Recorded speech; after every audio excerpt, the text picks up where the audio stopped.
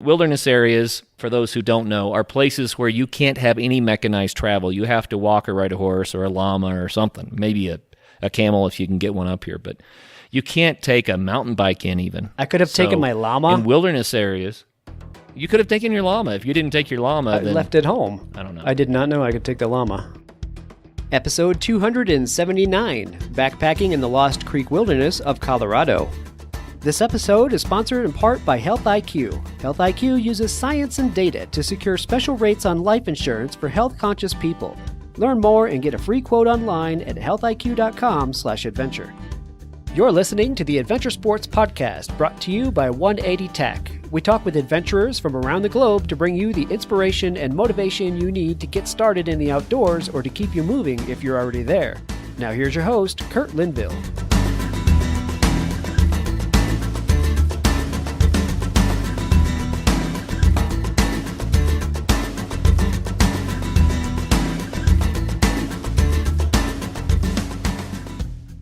Hi, friends. Welcome to the Adventure Sports Podcast. I am really excited about the guest that we have today. This fellow was born in Spain. He moved to the U.S. at a very young age, and he grew up in Connecticut. There, he rode a lot of dirt bikes and got into a lot of mischief, but eventually moved to Colorado. His adventure sports include climbing 14ers, mountain biking, adventure motorcycles, trail bikes, skiing, snowboarding, backpacking, a little rock climbing, and even sailing. But since motorcycles are such a passion for him, he has the distinction of having more bugs in his teeth than anyone else I personally know. Your friend and mine, Travis Parsons. What a cornball intro. Really? You did that to me? I had to. So, as you all know, Travis, I still call him the co-host of the Adventure Sports Podcast, did hundreds of shows, and he is doing a lot more back-end work, and I'm doing more of the front-end work now. But we decided to do a show together because he just did a backpacking trip, and we have some other business to talk about today. I hope you don't mind that we have just us instead of one of our spectacular guests, but I think Travis is pretty spectacular. Yeah, I was going to say, what's not spectacular about me, Curtis? Do tell. So, anyway, the reason that I pulled Travis on today is I'm always looking for people who are kind of getting into a sport to give that getting into the sport perspective. And Travis is not a newbie to backpacking, but he's not done a ton of it. And he went on a pretty cool backpacking trip this weekend. So I wanted to get his perspective about that. So Travis, before we do that, why don't we rewind a little bit? You know, we always give the backstory and people haven't heard yours. So why did you move to Colorado? Hey, really put me on the spot now. Uh-huh. So that's what we do to all the guests. Yeah, my decision to move to Colorado was actually born in a bar where all good decisions are made, right? So my buddy Ray and I were sitting in a bar one night, and we'd both been in Connecticut for quite some time, and I liked Connecticut just fine, but we were in the bar and we were talking about what we would like to do, you know, as young 20-somethings. And I said, you know, I've been out to Colorado skiing a few times as a kid on vacations, and I would really like to go live in Colorado or live by the mountains. I'd like to do Colorado or maybe Utah. So literally by the end of the night, you know, a few hours of batting it back and forth, we had decided that we were both quitting our jobs in a month, and we were going to pack up a Ryder truck and bring what little we owned out to Colorado. And we did just that. We both saved money and quit our jobs and hightailed it to Colorado. So we got here, I guess it was 1997, and I've been here ever since. So it was really on a whim. I came out here kind of thinking I might be a ski bum and, you know, and do that, play that role, but it really ended up into careers. You know, we didn't plan on it, but we ended up there anyway, but it's all turned out well. And there's plenty of adventure here. We've been taking advantage of it ever since. Yeah, it's funny. You know, my story is pretty similar. I graduated from college, and I had lived in Colorado for a year prior, but I graduated from college in Oklahoma, and the next day after graduation, I loaded up my Bronco 2 and moved back to Colorado. I said, I don't know how it's going to turn out, but it's going to be in Colorado, whatever it is. And I think Colorado does that for people who love adventure just because it offers so much of it, you know? Right. Absolutely. Yeah. When I moved out here, I thought, man, I am going to Colorado for the winters and to ski. And, there's a saying in Colorado is when you get here, people come for the snow and they realize they stay for the summers because the summers are so absolutely beautiful. The snow melts away in the mountains. You can go up there and it's cool and you just get to go adventure in cool weather up at altitude. So it's definitely worth staying for the summers, but I'm not inviting anybody out or anything like that. We have our downsides. It's terrible. We have forest fires and wind and all kinds of things. We have blizzards. Yeah, the bubonic plague, that kind of stuff that you really have to deal with. But if you're a true adventurer, maybe you can put up with it. I don't know. The state is so overloaded with so many people right now that new people can't even fit. So definitely this is not a Colorado infomercial. No, we all sleep in like cots, like you would on the Appalachian Trail, in a bunk room. So we all sleep on top of each other here in this state. Yep. With more people per square foot than most places More so than India, I believe. I think we've exceeded India's population. No, Colorado is pretty awesome. This isn't a Colorado infomercial, but I did want to kind of get the perspective because Travis and I both love living in Colorado so much. And Travis, I made a list of adventure sports in Colorado. This is nuts, but I have to do it. Of course, Colorado has 39,000 miles of trails, we just found out this week. 58 14ers to climb, has all the ski areas to ski and snowboard, whitewater rafting and kayaking, river rafting without the whitewater, canyon trips, that kind of thing. Lots of fantastic motorcycling on and off-road, backpacking, skydiving, rock climbing, road biking, mountain biking, camping, stand-up paddleboard, winter camping, backcountry skiing. It goes on and on. I could talk all night about all the stuff you can do here, and a lot of those things you can do in every one of the 50 states, but not all of them. Oh, yeah, there's a ton. It was actually your lovely wife. I have to bring up where you said that we've just discovered there's 39,000 miles of hiking trails. It was Anne that actually sent the link over to us for the Colorado Trail Explorer map. And this thing is awesome. I want to bring it up because I want to go ahead and throw the link in on the show notes for this episode. I think it's so worth sharing. I mean, ever since I got it, yesterday morning, I've been sharing it to all kinds of people that I think could use it. Because if you're a hiker or mountain biker, even a horseback rider, this thing basically lets you go on and just explore every trail in the state and everything about it and all kinds of layers to go in and to plan your trip or see if you even want to go in the first place. So I'm going to put that in the show notes when I edit this episode because I want you guys to be able to check this one out as well. Yeah, I didn't spend as much time on it as you did, but I think a lot of those trails are also off-road vehicle trails. So they're all backpackable, but some of them are a little bit more like an ATV trail. And then some of them are backpacking only in the wilderness areas. So to get to 39,000, maybe there's a slight stretch there. Well, I mean, an ATV trail is good for people that like to ride motorcycles. That's not a stretch. Absolutely. Okay. You're right. You're right, though. It's not hiking trails. It's trails. Trails. Okay. Trails. That's why they don't call it the Colorado Hiking Trail Explorer map.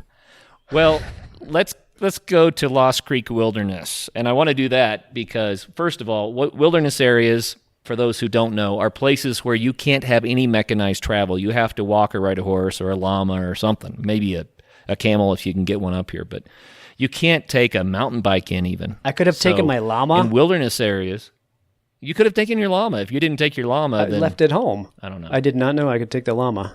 All right, keep going. Well, Lost Creek Wilderness is the wilderness area where you did your backpacking trip, and I think it's really kind of unique in Colorado. It's unlike other places I've been. What did you think of it?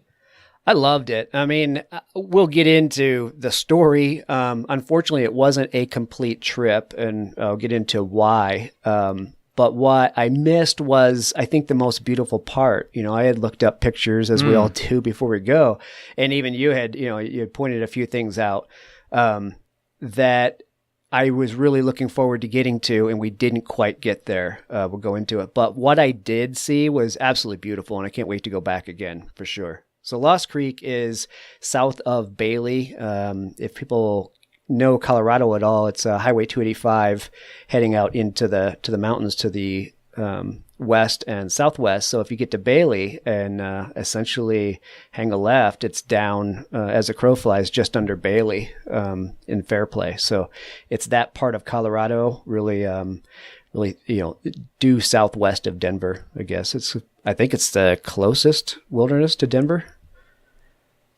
I don't know if it's the closest. It is one of the close ones. I mean, there's James Peak and Indian Peaks, and they would run a race for who's closest, I think, but definitely a very close one. One thing that I think is unique about it is that it's a little bit lower in elevation than most of the wilderness areas, and it has rock formations that you don't see in other parts of the state that I think are really unique. There's one place, I don't know if you got to see it, but one place where you can stand kind of on this rise and you're looking into a valley, and it's like a mini Yosemite. There's a half dome, there's an arch, and there are all sorts of full domes and rock outcroppings. They're not as big as Yosemite, obviously, but I'm just kind of blown away by what there is there. Yeah, it's like the Lost Creek hoodoos, But no, I know what you're talking about. It's a totally different landscape than I've seen in Colorado down there. It's pretty cool. Yeah, I like to go there early like you did. I like to do it in May or something like that before it gets too warm, because I think it can be one of the warmer wilderness areas. I like to go for the altitude in the summer when things warm up, but I'm kind of a cold weather guy, so it doesn't sound like it was too warm for you, though. It wasn't bad, except we had, typical Colorado weather in the afternoon. So when we went out to hike it it was supposed to be Friday, Saturday, and Sunday, a 3-day, 25-mile loop out there. And what I did is I went out the previous night on Thursday evening and slept in my van in the parking lot so I could be nice and fresh. And the other guys came up in the morning on Friday morning. But they were they're calling for 80% chance of rain on Fridays. We pretty much knew we were going to get wet at least at some point during that day. So that's what made it a little chilly. It was actually 35 degrees that night. And then I think the other 2 nights would have been warmer, but we didn't quite get to the other 2 nights. Well, we could do a show on your van, but we won't do that right now. But Travis he got a van, and he set it up to be an adventure wagon, and he's got a lift kit, and he's got a bed in there and a sink, and he's got it set up with an awning and even a side tent, and the top has the rack that can hold all the gear, and it's just awesome. When you say sleep in the van, people ought to know this is like adventure luxury. Oh yeah, if you want a van that is just big enough for you but just small enough to keep the wife and kids out, you should lift a GMC Safari. My wife doesn't listen to the show. So you should lift a GMC Safari, and it's perfect for a one-person adventure van. I'm just saying. Well, it's cool because it's all-wheel drive. It may not be four-wheel drive, but for 99% of what people do, you don't really need the four-wheel drive anyway. Right. Yeah, it does what I need to do. So anyway, I went up. You just don't have the low range. Right. So I went up that Thursday evening and had a good night's sleep right there in the parking lot, and woke up in the morning. So these guys, they show up at about 8:30, I guess it is, and it was funny. The parking lot had quite a few cars in it. We were a little surprised for Friday morning, especially the weekend after Memorial Day weekend. And we thought, where the heck are all these people? And usually people get that out of their systems on Memorial Day weekend, and you go camping the following weekend because there's not as many people out there. Well, we soon found out where they all were. I don't know what kind of group they were, but we were, I don't think we were 10 minutes in on the trail, and it must have been 15 or 20, this line of 15 or 20 backpackers coming out of the woods down the trail, all in one big group. And the lead guy had himself a Bluetooth little boombox, and he was playing music for them all. I thought, what kind of wilderness is this, man?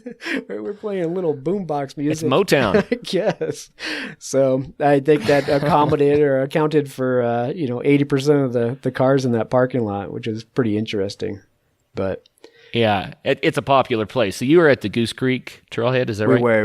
We met at Goose Creek Trailhead and then went up to, what is it called? We went up to the left, out west.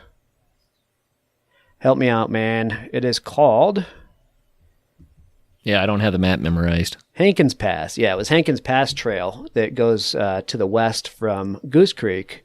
And then our intention was to go Hankins Pass to McCurdy Trail and then go north up over the plateau and then down into the valley. And that valley on the north end of this loop was the one that, you know, has all the views that I was really dying to see. So our plan was 10 miles the first day, 8 miles the second day, and 7 miles the third day, obviously with 2 camp nights in there. And, you know, the weather-wise, it all held up for us. You know, we kept getting little spouts of rain. And, you know, of course, I probably jinxed the heck out of it by each time I said, "Ooh, if that's all the rain we get, you know, we're doing great." But, you know, so we had little bouts of rain, and it was fine until we got about, you know, I would say 8, maybe 7 or 8 miles in, and the rain really moved in at that point. And that was, all of a sudden, that was the 80% that they had been forecasting. And one of the guys that came with us, it was 3 of us, he showed up with an oxygen canister. And I didn't realize you could buy oxygen in a store. You know, you always see people on Everest and high altitude using oxygen, but apparently you can just buy these aluminum canisters of oxygen and suck on some O2 when you really need it. So it was kind of funny. I was ribbing him a little bit for having oxygen because he lives in Denver, but I didn't realize that he had altitude problems in the past. And he's really from Tennessee, but has been living out here for work for the last few years. So we were just kind of joking around about it, but nothing big. But yeah, unfortunately, at about 9.5 miles into the trip, we've got lightning crashing down all around us. It's pouring rain. I've got my poncho on. It's barely covering my pack, you know, go back to some of the newbie stuff.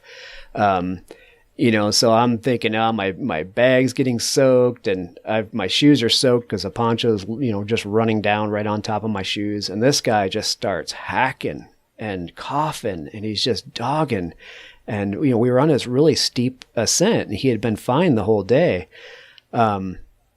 You know, so we're trying to figure out what the heck's up with him. Well, it turns out he was having a bout of altitude sickness, and it was about 9,500 feet. You know, it's not that high up from what we're used to, but it was really, really setting in with him. So we had to kind of evaluate what we were going to do because our camp was going to be up at about 10:05 that night. And, you know, if this guy's having that much trouble, we knew we couldn't take him further up. You know, there's no way he's going to deal with camping up at that altitude. We had to get him back down. But the problem was we had just hiked through a valley. We had stopped and had lunch in a valley, and that was the only altitude that we could drop. So we could really only take him down to just under 9,000 feet. Otherwise, we would have, you know, in order to get out that night, we would have had to hike, I think at that point, an additional 6 or 7 miles from that valley back up over 9,500 feet and then back to the parking lot. So it wasn't really an option for us. It was like camp in the valley and hope this all works out. So that's ultimately what we ended up doing with them. You know, we took them down there, and like I said, it was pouring down rain. Luckily, by the time we set up camp, it had stopped raining. But, you know, setting up camp and rain and, you know, and all that stuff is terrible. You know, nobody wants to have to deal with that. So yeah, it was actually it was really my first, you know, my first endeavor into seeing somebody dealing with altitude sickness. Yeah, interesting. You know, I've said on the show several times that it's not necessarily that you have to go really high to deal with altitude sickness, because some people are more susceptible and some people are not susceptible, and then all of a sudden they're surprised by it, right, for whatever reason when they go on a trip. You know, it sounds like he knew that it was a possibility, so he was trying to be prepared, but holy cow, it sounds like he was starting to get pulmonary edema already. Yeah, and I was worried about that. I made a joke. You know me, I joke about everything. Life is a joke.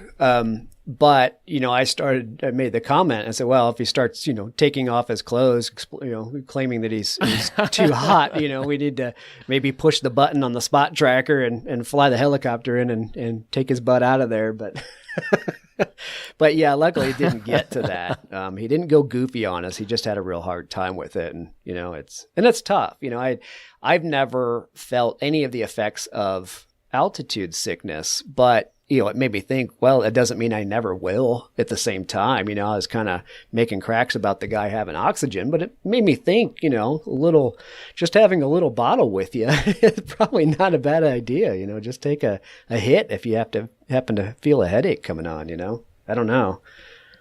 Yeah.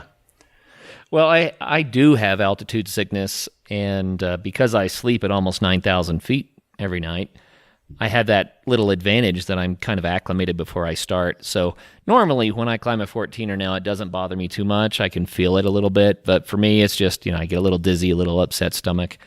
But I've had some times where the altitude really kicked my butt, and it's not fun. So yeah, I feel for the guy. So that kind of changed the whole plan for the trip then.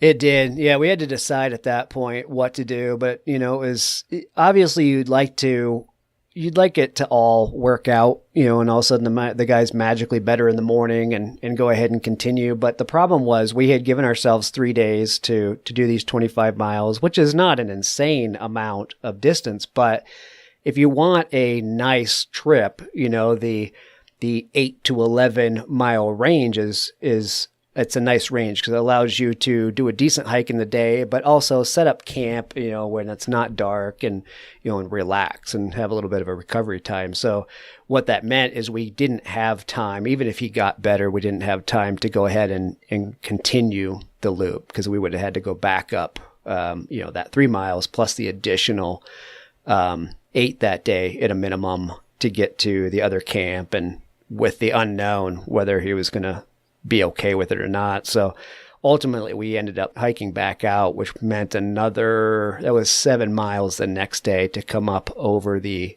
rise that we had crossed coming in on Friday.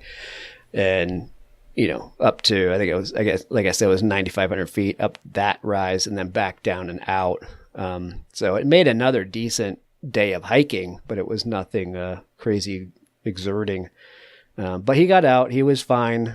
And he was tuckered, no doubt. I think he realized he gave himself a beating that day. So I was asking when we were going to reschedule, the trip to go back up and retrieve the lung that I think he might have left up there. Poor guy, he was hacking pretty bad. So.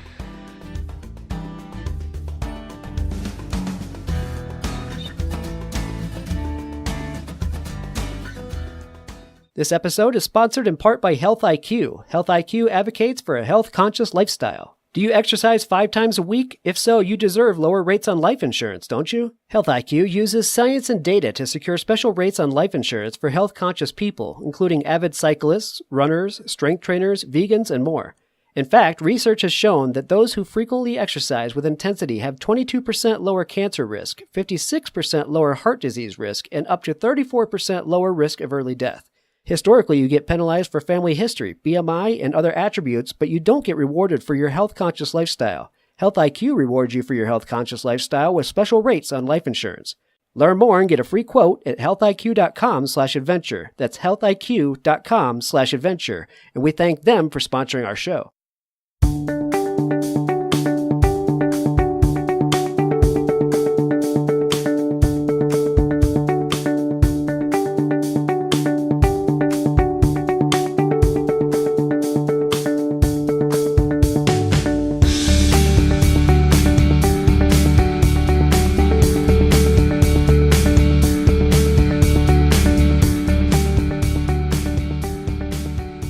Could go up and do it clockwise instead of counterclockwise. And if you did, you'd hit the crazy valley that you were looking forward to seeing first. Mm-hmm. Yeah, I had thoughts of actually continuing because I had planned on being out there and I was in my own vehicle. So I had thoughts of just going ahead and doing that Goose Creek, on doing it clockwise, like you're saying. But I'll have to tell you, we were joking about how many people are in Colorado. When we got back to the Goose Creek parking lot, it was full on door-to-door packed with cars probably 100 yards down the road, lining the side of the road. There wasn't even enough room back there. And Goose Creek, even though its proximity to Denver is good, it's not an enjoyable drive to get back there. I mean, it's a long drive on washboarded road. So I wouldn't look at this area as a day hike area for me personally. It's like if I go back there, I want to take a pack and stay back there. But man, that lot was so full. So it's kind of one of those things like, okay, they weren't on the section of trail we're on, so they must all be on the Goose Creek Trail. And at that point, it was like, no way in heck I'm gonna go out there and try to find a place to camp with all these people and their boom boxes. So I bailed.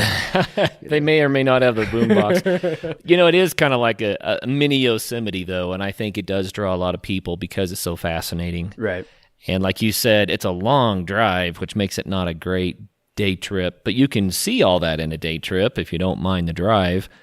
But it's a fascinating place. I have to tell people why it's called Lost Creek. There's a place where Lost Creek goes underground several different times, and it goes through caverns and rock piles and stuff like that. And it's just pretty cool to see this medium-sized creek that just vanishes and pops out again somewhere else and vanishes and pops out again somewhere else. So it's neat. And because of that, those formations, the creek has created just amazing terrain in there. Yeah, it has. Yeah, the water features are really cool. It was something to stop and be bewildered by for sure. I think I counted roughly, just looking at the topo map, I counted something like 16 creek crossings, in this round trip loop. And luckily, that what we had hit had all had, logs or either some flattened, log bridges across it. But my understanding was there was one section of the river that was waist high that you did have to wade across, but we hadn't gotten there to see how it was because that water was running pretty fiercely up there this weekend. There was a lot of rain, a lot of snow melt going on.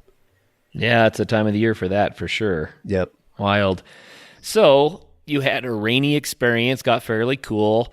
You had your new Big Agnes bag with you, right? So we got to talk about how that performed. I do. I have to say, so I wanted to get a winter trip in this winter, and things got too busy. We never managed to get one in, and I really wanted to put that bag to the test, in there in the snow. But this was still a pretty good test for it because, one, I thought the bag was going to be wet, when I finally set up camp, because I alluded to the newbie comment earlier, in that I didn't have a pack cover. The only thing I had covering my pack was my poncho, which didn't fully cover it. So I was really nervous that I was going to be sleeping in a soggy down bag, which is not fun for anybody. But right. I say that because the bag ended up being my one solace, of the situation. It was it ended up getting down to 35 that night, which was good because, a few more degrees and we would have been sleeping in the snow. And I wasn't really set up to sleep in the snow. I had just taken a tarp where I could fold it into a triangle, with open ends. And the reason I did that is I usually hammock camp. I've adopted the whole hammock setup and I love it. But one of the things I needed to do with this Big Agnes bag was test it with the pad, because the Big Agnes sleep systems include the pad. It's part of the bag because the bags aren't built with insulation on the underside. They use the pad for that. So I had ditched the whole hammock setup and brought just a tarp to keep weight down so I could use this pad. But it was my solace in the whole wet and cold situation. It was the dry place for me, and I absolutely loved the bag and pad for that reason. It was one of those days where you're just looking for some sort of comfort, some element of comfort to turn to, and it was that bag for me. So, mini review on the bag. It was awesome. It's a 0 degree bag. I didn't sleep in 0 degree weather with it on this trip, but it was absolutely toasty. In fact, I had a pair of long pants and a t-shirt on and some socks, and 35 degrees. Again, it's not frigid, but I was having to strip all that off, just down to boxer shorts and t-shirt in that bag. It was so warm. So it was definitely impressive. And the pad that it comes with was the 2-track pad. It's their warmest ground pad that they sell. And that thing was awesome. I mean, the other guy was complaining about being cold, sleeping on the ground. He was just in a tent, but he was cold sleeping on his pad. And I felt nothing like that in this Big Agnes system. So those guys sent me that bag for a review, and I will do a longer review on it in colder weather. But I have to say, just using it on this trip, and using it in the weather that I had it in, I absolutely loved it. I think my only complaint with it was I couldn't get the zipper over when I really had to escape the tarp to go have a midnight pee, but you know how that works. You can never get your bag You might have open. that issue with every bag. Exactly. They don't have the quick release. No. And if it's a warm bag, they got that little flap over there to protect the zipper, from the air, but it also protects you from getting out of it in a hurry, which, oh well. So I don't know your bag. I haven't seen it, but I know that some Big Agnes bags, they come with insulation on top, and on the bottom there's not hardly insulation because they use the sleeping pad to provide the bottom insulation. It's a cool idea because it cuts down the weight, so you get a warmer bag with less weight. So is that one of those? It is, yeah. It's exactly what it is. In order to use the bag, you have to use the ground pad with it because it slips into a sleeve. And I would say there's probably, I don't know, a foot. I feel like that's about a foot, 12 inches of uninsulated portion on the bottom of the bag. So that, one, keeps the weight down. Two, makes your sleeping pad the insulation for the system itself, because if you're laying on the insulation in your bag, you're pretty much squashing it down and your R value becomes nothing at that point. Oh yeah, that doesn't work anyway. Yeah, so my big draw to this type of sleep system was that because I do hammock camp, and if you take a hammock if you don't have a real warm quilt and you want to use your sleeping bag, well, then you have this whole mess of bag to contend with inside that hammock, where this thing, by having the bottom side just thin like that, allows you to have a little bit more of a top quilt, without having to deal with all of that insulation. So it's I'm looking forward to also using it in the hammock as well. Yeah, that's pretty cool. So this really isn't a gear review, but I wanted to hear about that because I know that I've not used that kind of sleep system. But I think it's a great idea because you can get a warmer bag that compresses smaller and it's lighter weight, and you still have your pad, but your pad's part of the bag, so that's pretty cool. Yeah, that's the way I see it. If you're going to have the sleeping pad anyway, which I always would, I mean, I can't imagine sleeping straight on the ground without a sleeping pad under me, so you're going to carry it anyway. You might as well lose some of the insulation from the bag, and because you're going to have it with your sleeping pad anyway, so. Right. Yep. Well, what about the whole tarp thing? Was this your first time to sleep on the ground with only a tarp? It was. I know in the rain. Do it, and you're all about the tarp, and I think it sucks, to be honest with you. It's funny. I had my poncho with me for good reason, but when I got to setting up the tarp, unfortunately, I wasn't on flat ground. The spot that we chose to camp there wasn't flat ground for the two people sleeping on the ground, so we both slid. Well, in my tarp, I was a little worried about the rain kind of coming in the end of the tube and then running down to me. So I closed up one of the ends with my poncho. So here's this clown in the wilderness. He's got a blue tarp that looks like it should be over a cordwood pile. And he's got a poncho strapped to the end of the tarp system. But it kept me dry generally, It worked in that sense. So it was like good for emergency shelter, not so good for, nice comfy camping. So, the tarp will probably go to better use, as a tarp should. Well, you know me, I'll always be under a tarp. Right. And the main reason for that, multiple reasons. I got to tell the listeners. The reason I use a tarp when I backpack, one, I love to be able to see out at night and in the morning, to be able to look in all directions and see without a tent being in the way. And I can set the tarp up to do that.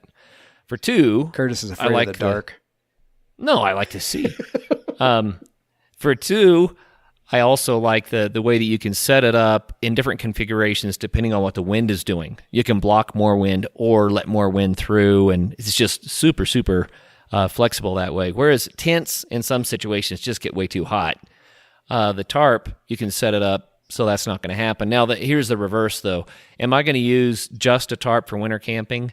I've done that, but I dig a snow pit to put the tarp over, so the snow becomes the insulation. Right. Really, you need a 4-season tent for winter camping. A tarp alone, unless you're digging a snow pit or a snow cave, a Quonset hut or something, it's not going to be sufficient. But it does work if you dig a snow pit and then tarp it. I've done that, and it works really, really well. But another reason that I really like the tarp is just weight. Tents are heavy, and that tarp weighs nothing, maybe less than a pound if you have the right tarp. And yeah, you might get a little bit wet if it's windy and rainy, but the reality is I always get a little bit wet in a tent when it's windy and rainy. So I don't know. Well, for me, it's the bugs. The bugs absolutely drive me crazy. Like even in this, it wasn't until it really cooled off that night until the mosquitoes would leave me alone. But if you got to sleep in an open-ended sleep setup and you have your head exposed, the mosquitoes come and try to gnaw on you all night. And I used the head net. You gave me a mosquito head net not too long ago, and I actually took that with me, luckily. But you can't breathe through those darn things, So the whole night, it depends on what you have. Yeah. Yeah, I was laying awake, ready for the mosquitoes to go away, just so I could take it off and breathe fresh air. It's like this is not a good sleeping setup. It stayed awake. Well, I probably gave you that net because it didn't work. Yeah. It probably just was too lousy. But jerk. There are mosquito nets that are lighter weight and more breathable too. So maybe you have to toy around with that. But you didn't give me that. That's one. my choice. I mean, I just really like the lightweight part of that. Yeah. And I keep thinking back to that night we woke up with the mother and the calf moose in the camp, and how wonderful it was to be able to lay in the tarp and watch them. Whereas if we were in the tent, we would have heard them. But if you run a zipper, they're gone. So we could just lay under our tarps and watch and enjoy it. And, you can't do that in a tent very easily. So I still say tarps have some advantages. No, I'm with you. And when you talk about digging a snow pit and putting a tarp over it, I like that option. Our winter camping trips that we've done, we've dug snow caves and slept in those, but we've talked about going back and doing it and just basically digging a pit with a tarp. I like that idea. I mean, unless it's snowing 3 feet that night, you might be in a little bit of trouble, but I'm kind of more game to do that if I can hold enough heat in than dig a snow pit. I mean, a snow shelter, because it's a lot of work. You'd go out and you spend 3 hours digging a snow cave, Oh, yeah. They're a lot of work. Like me, I lay under the thing waiting for it to collapse on me. That's my mentality. Well, I prefer the tarp over the snow cave, and I've done several snow caves, and I did do the tarp one time without you, Travis, and we did it in a blizzard. The temperatures got below zero, the wind was howling, and it was snowing like crazy. We probably got 8 inches of snow in an hour and a half, 2 hours, something like that. So it didn't snow that hard all night. I did wake up in the middle of the night, and from inside of my shelter, I would punch the tarp to knock the snow off because I didn't want it to sag and collapse in on us. Mm-hmm. But it still worked. It worked just fine. It's not quite as warm as a snow cave, but I would suggest that it's quite a bit warmer than a tent. Right. Yeah, I would think so. Yeah, with the walls, well insulated walls around you. Well, I have to say, if you guys are looking, I'm going to go back to the bag for a second. If you guys are looking for a good, warm, 0-degree bag, and it's, you're not looking to spend the money of Everest expedition level equipment, check out Big Agnes. And a lot of you guys might not have heard of them. They're a small company in Steamboat, Colorado. The bag that I have is the Storm King 0-degree bag with the 2-track sleeping pad. So go check them out. They have good quality stuff, and their prices are, like I said, there's quality, but it's reasonable prices at the same time. So bigagnes.com. Definitely want to throw a plug to those guys for sending us this equipment for sure. Yeah, thanks, Big Agnes. So I want to talk about the newbie part of it. Let's talk about the newbie part of it. That's where I was headed to. We're on the same page. So, you're right. I'm not a newbie when it comes to backpacking, but with that said, my backpacking experience has been basically throw the pack on, hike in a mile, 2, maybe 3, and set up base camp and do various adventures, whether it be day hiking or fly fishing, snowshoeing, that kind of stuff from that base camp. And that's been the bulk of my backpacking experience. The rest of my camping experience has been pretty much camping out of that van or off my motorcycle, where taking weight, is not nearly as much of an issue as, throwing it on your back. So it was a pretty interesting experience for me to plan on doing a 25-mile loop and carrying 3 days worth of food, plus a lot of calories, worth of food, not just, easy freeze-dried meals, but trying to pack enough calories in so I was keeping up with my exertion. So it was kind of eye-opening in a way to have to throw that much weight on my back and spend that much time out there. And you know me, Curt. I mean, I've showed up with my pack, probably weighing 45, 50 pounds on some of these winter trips. And Yes. You're looking at me like, what the heck is wrong with you? Well, I got my Carhartt and, I got my big stomping boots for our winter trip. I got my pack down to, I think I was really at 35. Once I through the water, the small amount of water that I took with me, just like an analogy bottle. When I include that in the weight that I'm carrying, I was about 35 pounds with the setup. But man, even at 35 pounds, you quickly want to figure out what you need to do to eliminate, shed more weight, and you can dump a lot of money into, a lot of Cuban fiber stuff and whatnot. But I want to figure out how to drop weight without, dumping $1,500 into additional gear. And that's kind of a big thing, So for me to realize with the gear that I have, and the distance I want to go, they don't quite match up too well together. So it was, in a way, I would have continued to do that 25-mile loop, but in a way, the way this weekend turned out, it ended up being a really good test bed to gauge what I would and would not want to carry on a longer through hike for sure. Yeah, it's a good shakedown. When I go backpacking, I always, at the end of the trip, I look at the pack and I say, okay, what did I not really use? Mm-hmm. What could I have left at home? And I go through that exercise a lot, and it's helped. But there's some things that are hard to leave at home. You're going to have to carry some weight. Yeah, exactly. And obviously modern gear is a little better. I weighed my pack and I weighed my wife's pack, and I ended up taking my wife's pack just because it was a half pound lighter. But we were talking 5.5 pounds versus 6 pounds. On current bags you buy, the packs are 2.5 pounds, and that makes a big difference. If you do that over and over and over again with your equipment, all of a sudden you're down to a 20-pound pack, and I don't know. I have to kind of research that and figure out the middle road, what to do and what not to do. I don't expect to get down to a 20-pound pack, but I prefer it not be 35 at the same time. Yeah, no doubt. Well, we've interviewed a lot of people that are the experts on this, and maybe you should go back and listen to some of those shows, Travis. That's a good idea. I should listen to this show and see if I can get some tips and tricks. Yeah, they're there for sure.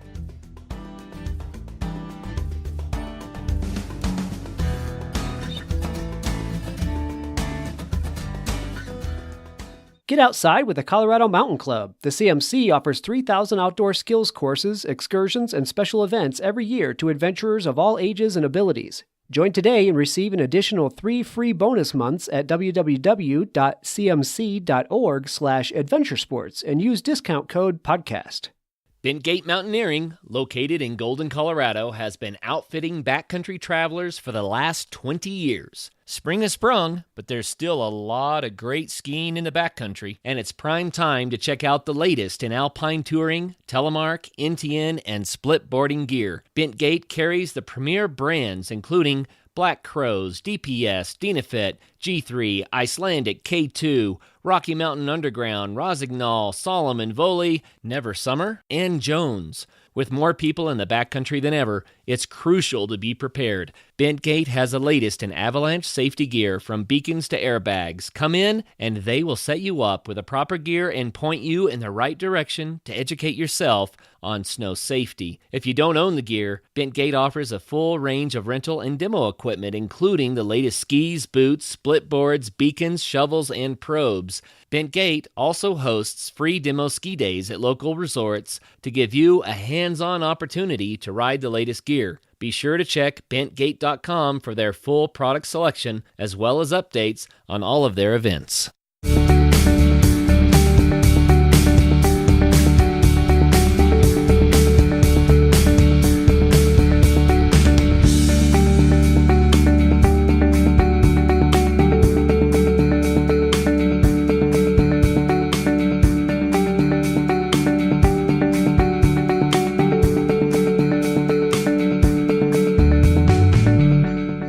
Dude, let's talk a little bit about the membership site. I don't want to bore people with it, but we haven't talked about it much. So for people who have not heard about it, what is our membership site?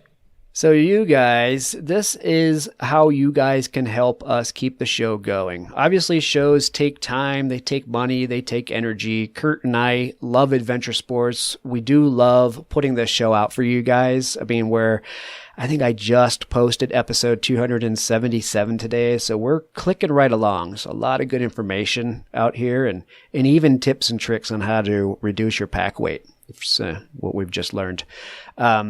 So if you guys feel like you're getting an awesome product out of us, we hope that you guys will consider helping us by becoming a member on our member deal site. And in doing that, you're basically giving us, signing up for a year subscription or even a monthly subscription to throw us a few bucks for what we do, but it also gives you awesome discounts on great adventure-related vendors. So we're working to keep new vendors coming into the site on a regular basis. And so you can go on the site, you can see new people coming through. They're all giving you a discount. You can just click through and use the Adventure Sports Podcast deal that we've arranged with them and save yourself some money. So, Curt, I would say tell them where they can find it. Well, you can always go to the adventuresportspodcast.com, the standard website, and there's a blue button on the right where you can click in. It'll take you to the member site. But the URL for the member site is members.adventuresportspodcast.com, right? Yep, members.adventuresportspodcast.com. So you can go there directly, and we have a lot of vendors there. And let's just give some genres maybe instead of going down the list of all the different vendors. But we have people that are providing discounts on backpacking food and trail snacks and stuff like that. So Travis, you grab one. Yeah, I mean, I'm into motorcycles, so you can get some. If you're an adventure rider, you get cool deals on gear for them, on rentals for some of them. How about mountain biking? I mean, one of our vendors, AZT Expeditions, is one that I want to take advantage of. If you guys want to ride the Cocopelli Trail or the Arizona Trail, these guys will actually pack up your stuff for you, let you ride it, and they'll meet you at each one of your camps. So there are discounts like that, and like all the things that you guys love to do and you hear about on the show, these vendors will basically give you deals on being able to take advantage of that kind of stuff. I mean, photography, John Fielder Photography. I mean, he's got an awesome gallery down in Denver. You save tons of money with John Fielder stuff. Yeah. I mean, skydiving, mountain climbing, Colorado Mountain Club type stuff. Yep. We've got outfitters that take you on guided adventure trips to different places. You can save hundreds and hundreds of dollars if you want to take one of their trips.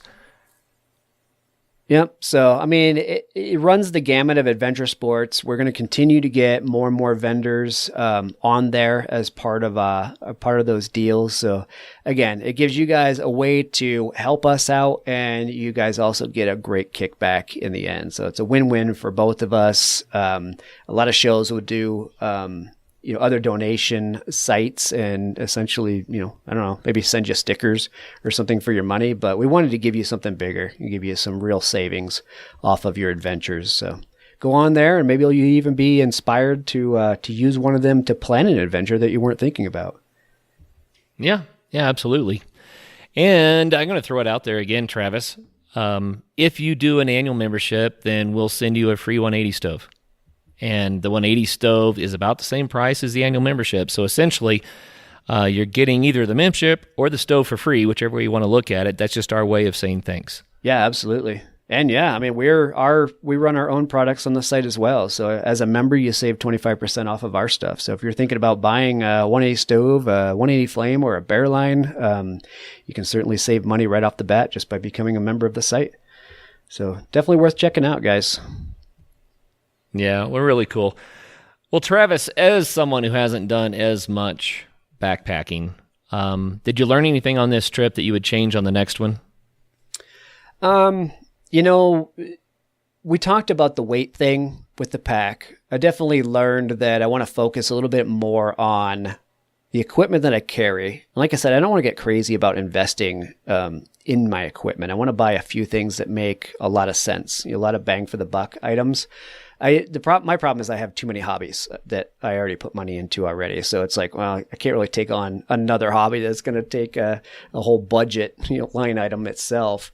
But I think in the realm of weight, one of the things I realized is I was carrying some heavier type clothing. There are some good quality gear out there that will do the same thing as some heavy cotton sweatshirt will do for a heck of a lot less weight. I think between that and honestly, it's just foot and pain management for me. I've always had a bad ankle. I've screwed it up too many times by breaking it and twisting it. And for me, it was a good gauge to see what kind of distances and weight I could carry and deal with the pain management of my ankle. So I think that trip made me think I need to rethink the stretching and pain management for my ankle. But they were kind of the two big eye openers for me. Also sounds like you could benefit from some rain pants. Nah, poncho. Well, I tell you, in a big rainstorm like you experienced, you need something for the bottom half of the body because you find yourself where every blade of grass is trying to soak you, So I think rain pants would have made a world of difference. For me, I have low top Merrell trail hikers, and that's what I took. And they're really comfortable. They're lightweight, they're comfortable, and they were great on my feet the entire time, but they got soaked through so quickly. Like I said, the poncho was, the rain was hitting the poncho and just pretty much draining right on top of the shoes, and they're not waterproof whatsoever. So footwear is a consideration. I have another pair of leather hiking boots that I might consider taking next time just because of that, because hiking in wet feet's no fun either, Yeah. Travis, I have one more question for you. This is a question that a friend of mine came up with who's actually kind of close to the show, and I thought it was a great question to ask some of our guests. So here it is. What would you tell your younger self? What would be your advice to your younger self if you could go back and tell him how to live life? I've heard that question before, and it's a good one, I think. I've never sat here and thought about how I would answer it, though. Off the cuff, though, I think what I would say is I would tell him not to sweat the small stuff, that you just need to go out and try new things. Forget the fear. Put aside the allure of the couch or laziness. Now, I'm not a couch potato, but at the same time, we all get sucked into it, from time to time. It's like, well, I could go on that trip, but I also could stay home. I could be a homebody. So I would tell him just throw caution to the wind and don't worry about some of the things that keep you from doing some of the things you have considered doing. Just go do them, try them. You're not going to die. You might not have the best experience that you could, but what you're going to learn is how to have a better experience next time. So I don't know. I think that would be the big thing that I would tell my younger self. Yeah. You know what? I've done a ton of adventure sport type adventures through my life. But when I look back on the years, I think I wish I would have done more. And I think what I would tell myself, I'm not trying to answer my own question, but I'm doing it anyway. I think I would like to tell myself, don't sweat the cost so much. Find a way to live on less and find a way to take more time off and to experience more of life. I'm with you. Get out there and do it. We end every show by saying get out there and have some fun. I mean that. It's so rewarding when you find something you love to do and you plug into it and you get so many benefits. It's mentally, stress relief, spiritually, but physical health. When you have something that's active that you love to do and it calls your name all the time, then it motivates you to stay active and to stay healthy and to eat a little better. And I think the benefits of taking on a sport that you love, figure out a way to do it. Don't just get wrapped up into a career and pour all of your energy and your vitality into a career when you could be balancing a little bit better is maybe one way to say it. Yeah, no doubt. I mean, what it all comes down to is, you're lying on your deathbed when you're hopefully well and old, and what are you going to miss more, from your time on this earth? Are you going to miss, are you going to think that, well, I should have spent more time in front of the computer screen for the company, or should I have gotten out more, on some of these adventures, or spent more time with my kids? Obviously we all know the answer to that. We just have to remember it in everyday life, how we're going to think of ourselves when we're old and gray. Yeah, cool, man. Well, listeners, I hope that you don't mind Travis and I kind of carrying on about what we've been doing a little bit. I think it's fun to kind of dive into what we're about a little bit, not just always visiting with some of these fantastic guests. I mean, we can't compare to them. They're awesome people that we have on the show, but hopefully you don't mind connecting with us from time to time. And Travis, thanks for sharing what your backpacking trip was like. Didn't turn out the way you wanted, but like we've said so many times, sometimes that is the definition of adventure, right? Well, absolutely. And like I said, I think what it does is kind of set me up better for the next one. And, going back to, your comment about, we can't live up to, some of the adventures we have on the show. And it's true. It absolutely is. I don't do this show because I want people to think that I'm some super adventurer that does all of these things. We don't. We're just everyday people. We like to get out there and do what we like to do, and we like to spread the word, and we like to hear about what other people have done, and we like to live the inspiration and provide the inspiration. So I think it's kind of fun to talk about this the way we have, because I'm not a big bad butt backpacker, but that's what's cool about it, is because we want to inspire others that may not be anything but the average Joe. At the same time, we want to inspire them to get out. So that's me in this backpacking situation. It's new to me for the most part, and it's neat to experience it and share the story. Yeah, absolutely. And I want to add to your average Joe, the average Jane. I've been thinking, I'm not going to go on about this, but we interview probably as many women as men, and such amazing gals who do such great stuff. Oh, yeah. And I'm just blown away by these female adventurers, but our survey reveals that our audience is still mostly men. So guys, get your wives listening to this, and your girlfriends, or your female friends who may not be a girlfriend, but let the ladies know this isn't a show for the guys. This is a show for humans. And I just want to point that out, because we have so many great female guests on the show, So, yeah, let's make sure that the gals find out about the show too. Yeah, absolutely. How many of us guys are out there that have a wife or a girlfriend that is maybe a little interested in adventure, but not the one to come home on a Friday night and say, let's pack it up and go hit the wilderness. Maybe if they're also listening to the show, they're going to come home and tell you that they want to come home and load up the car and go do something awesome, So get them listening to the show, and you might find a little bit different story. Yep. I got to throw one more thing out there, Travis. I still am trying to nail you down on the dates for the Gunnison, Colorado mountain biking weekend trip. So we're going to have to do that one. All right. Well, we'll find time to do it. It's going to be a quick summer, I know, but there's too many things on the schedule. We'll just have to figure out how to shoehorn it in. I just wanted to pin you down in front of a few thousand of our closest friends. Yeah, thanks for that. So we'll do a show on that someday. We'll tell you how it went. But that's really all I had. Travis, what do you have? I'm good. You know what? It's evening. My stomach's growling, so I'm good to wrap up this episode. Right on. Well, thanks again, man. And as always, to all of our listeners, get out there and have some fun. Coming up on Monday's episode, Mark Pattison tells us about going from playing in the NFL to climbing the 7 summits. Until then, get out and have some fun.